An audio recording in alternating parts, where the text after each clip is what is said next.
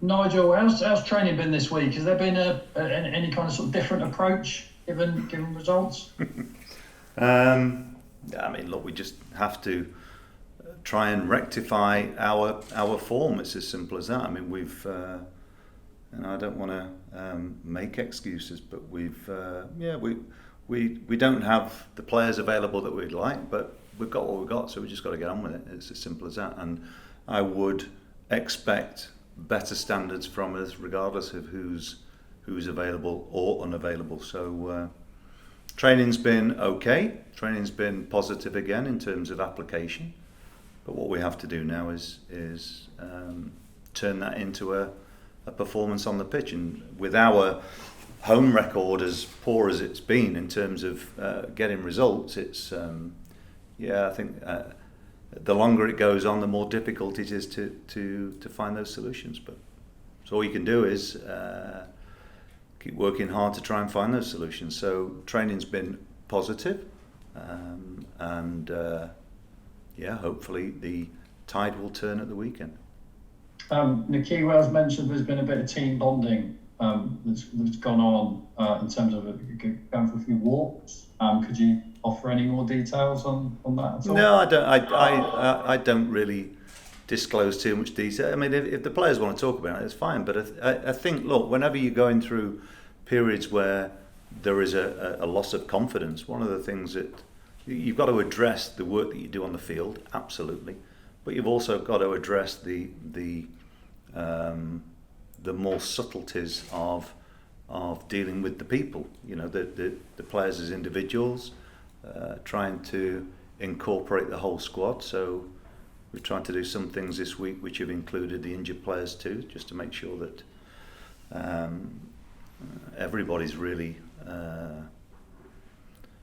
attempts to be on the same page anyway, at least. So it's not really about getting the big stick out all the time. I don't think that would be beneficial. The players are aware that performance haven't met the required standard, and you know they've been disappointed themselves with their performances. What we have to do is try and remain solution based, which sounds a bit of a cliche, but it's the way it is. We don't have the, if you like, the depth of squad at the moment to allow us to change too much without exposing even more younger players, and I don't think that's right at the moment. Whenever you're in a difficult run, I think some of the senior players have a responsibility to shoulder more of the burden, just because of the nature of where we are in the season. And I'll keep saying about trying to get a response, but that's what we'll attempt to do this weekend. You touched on the home record there. It's 7 straight. I mean, now I know you've been here for 3. Have you ever encountered a run like this at your own stadium, whether as a player or a manager? Off the top of my head, I can't really. I've been involved in clubs where we've been through difficult times, but maybe back in my day, statistics weren't necessarily an element of the conversation. I don't think that was really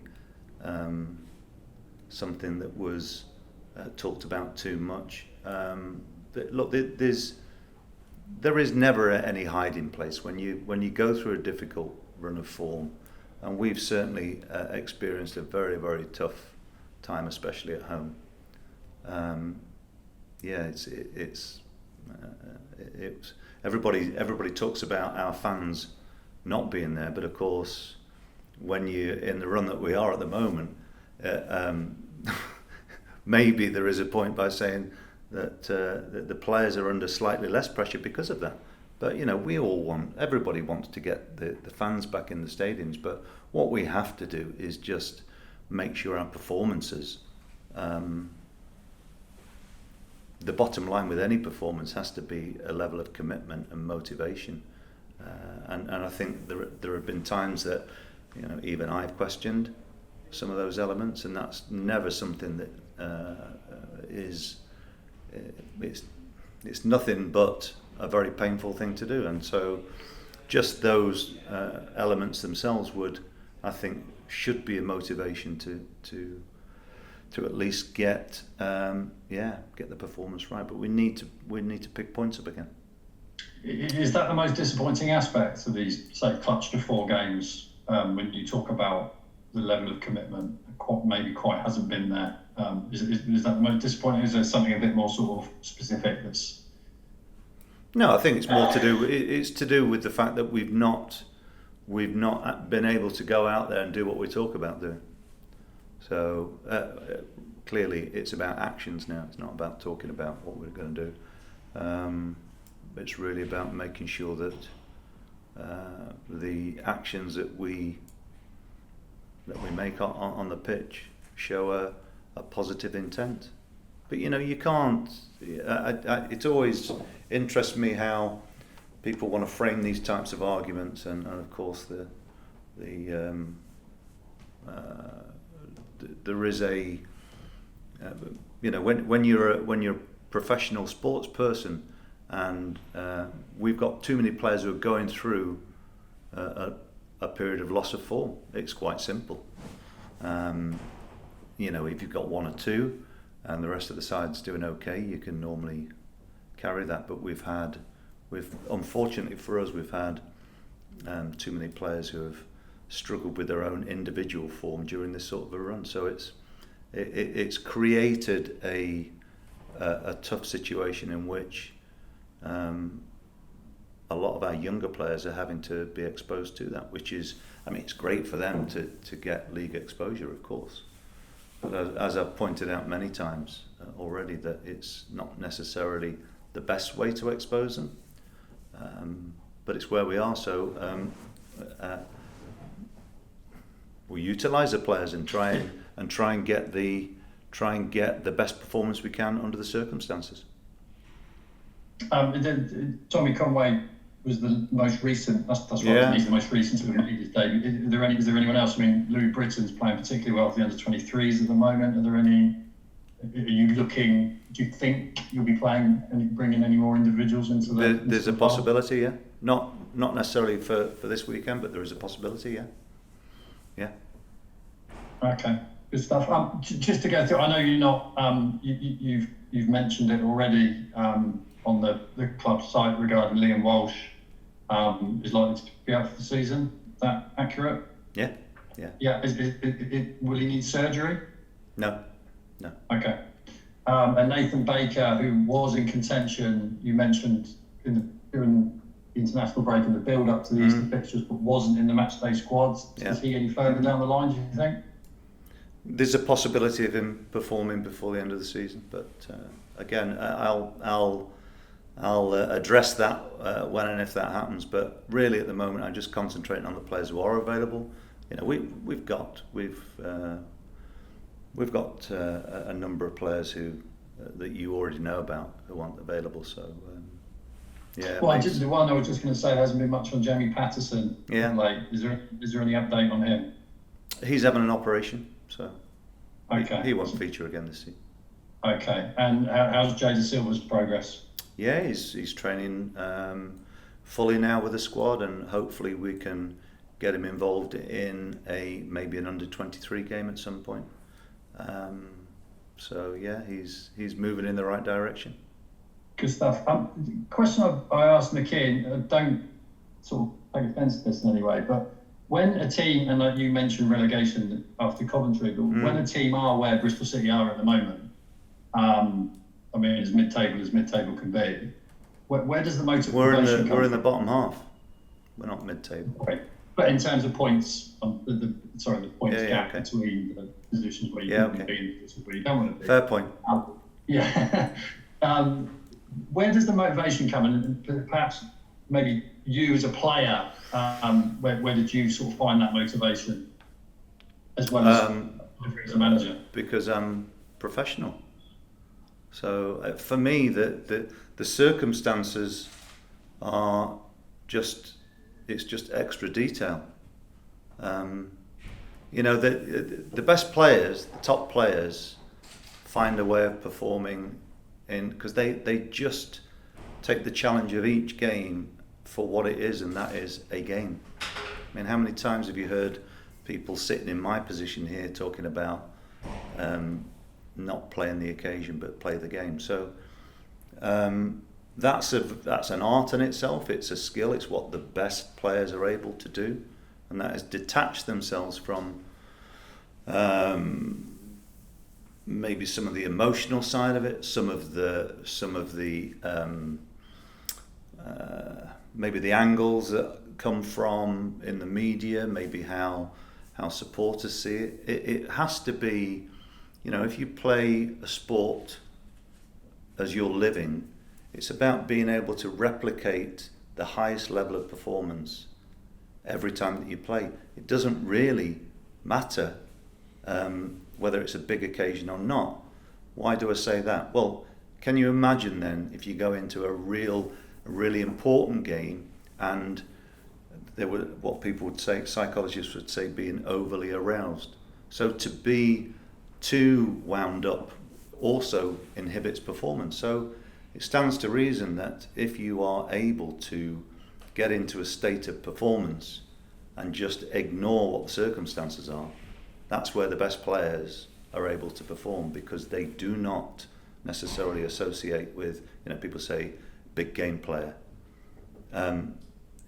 In my experience, the best players are every game player, not big game players, because every game players can play as well in big games as they can in games which other people might argue aren't as important. Well, for me, they're all important. They're all important because it's about a professional pride. It's about a desire to always look to improve your performance. That's what being a professional sports person is about. It's the same for me as a manager. I hate losing. But what I don't do, I don't sulk about results when they happen. What I try and do is find solutions and look at where the development can come from. So sometimes it's not always obvious, and I understand that. I'm not trying to be clever here. I'm just saying that that's, you know, you asked me a question earlier, and the answer is very, very clear to me, that it's always looking at how to find solutions at any given point, and that's not always an easy thing to do. And as I say, circumstances can sometimes have an impact on how you do it. But bottom line is, if we want to be a success as a football club, the creation of a culture which does not accept anything than top level performance on any given day, you know, I mean, that's stands to reason that's the way forward. So we're quite a way off that at the moment, but use difficult experiences to at least find the answers. That's how I approach my job, always have done. Do you believe there's enough individuals at the club currently with that mindset? Well, the best way to answer that would be that by the end of the season, I think I'll know. I've already talked about not being afraid to use young players, and I stand by that. But what I won't also do is allow them to take the weight of the expectation, the weight of responsibility. I think that's something that the squad should share. And there's the challenge for everybody who's here. Show how much they do want to be here. You and Chris Hughton, you must have crossed paths, but were you at Newcastle at all together? Or No. We missed each other in that one. I mean, we played similar era. Chris is a little bit older than me, although he looks like Peter Pan. He looks pretty young still. He's a well-respected man. I had a lot of respect for him as a player, like I say, from similar eras, and I think he's a man with a great deal of humility, and I like how he holds himself. I think he's a very good manager, a very good human being. Yeah, I've got a lot of respect for him.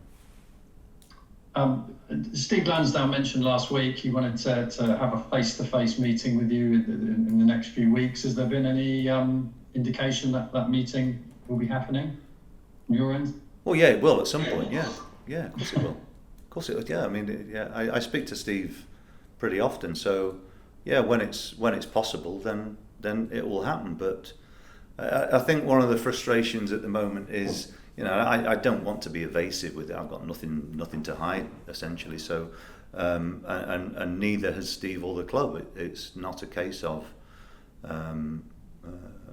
being evasive with it. It's just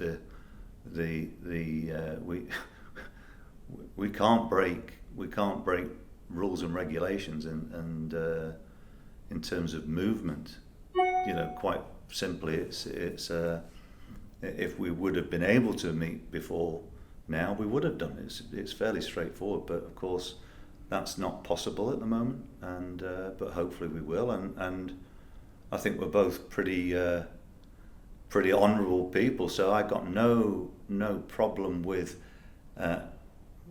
how we've spoken about dealing with the situation. I spoke to Steve last night.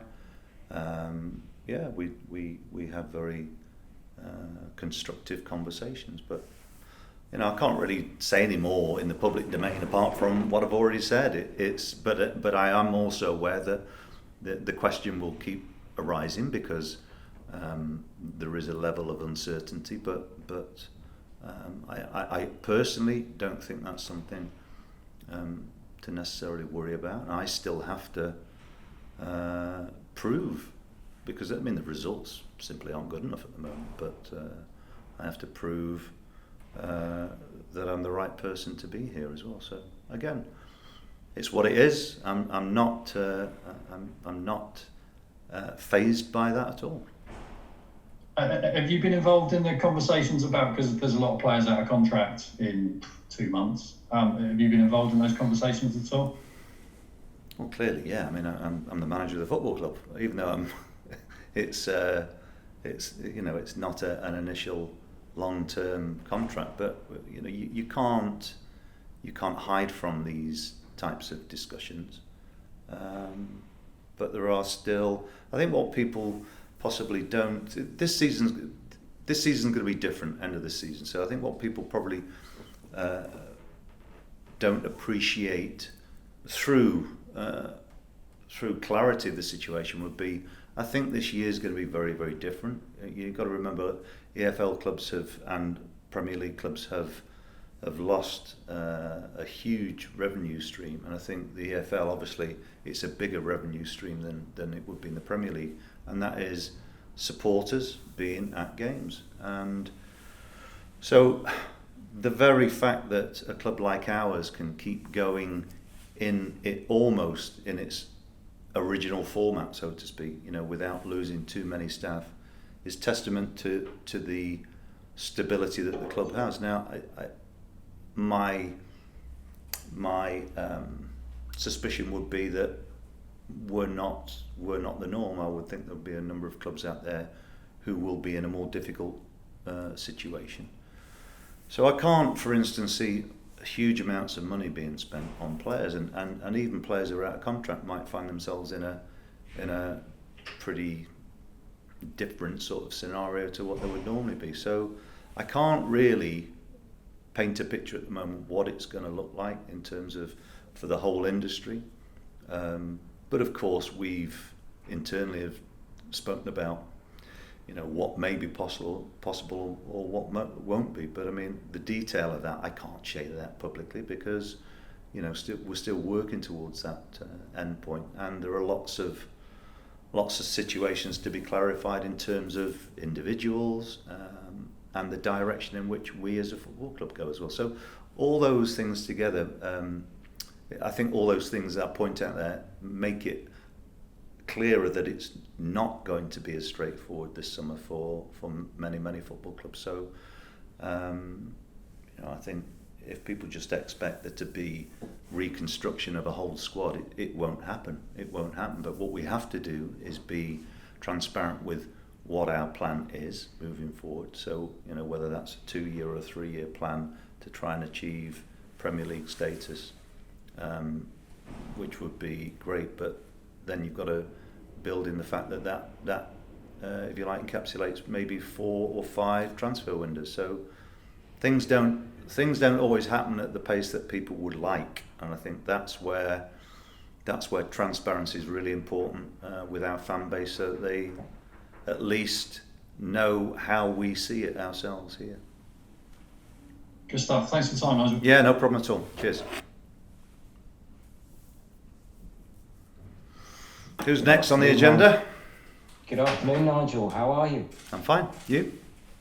Very well indeed, sir. Good. Let's talk about a little piece of unexpected history at Ashton Gate this weekend, when Bhupinder and Sunny Gill become the first pair of British South Asian match officials to do the same championship game.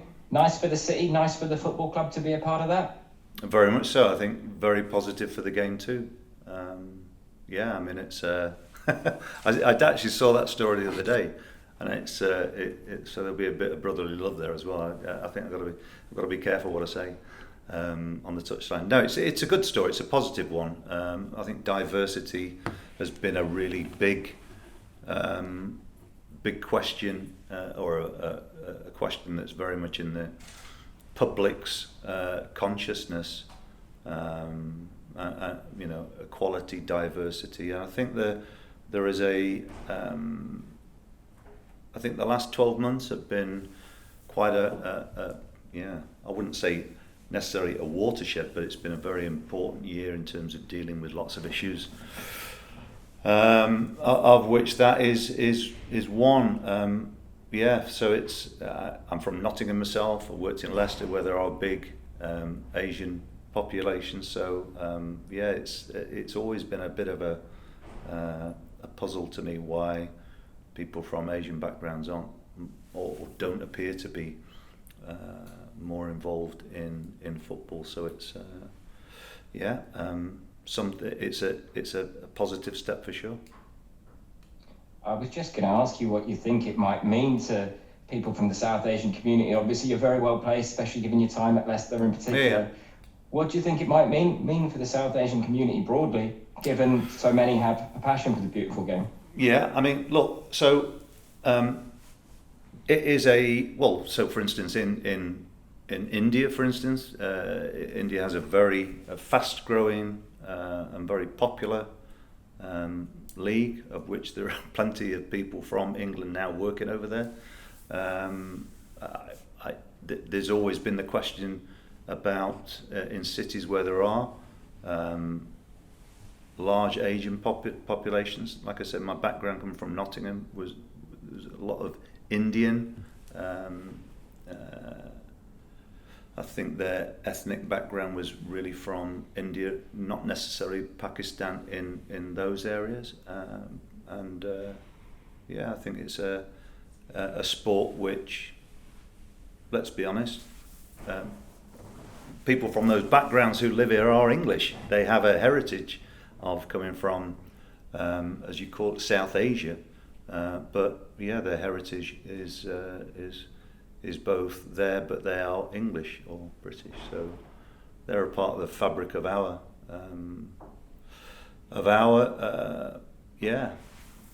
if you like, society, and have been for generations now. So there's like I say, it's small steps, probably for people from. I always choose not to use certain phrases to generalize, but people from diverse ethnic backgrounds.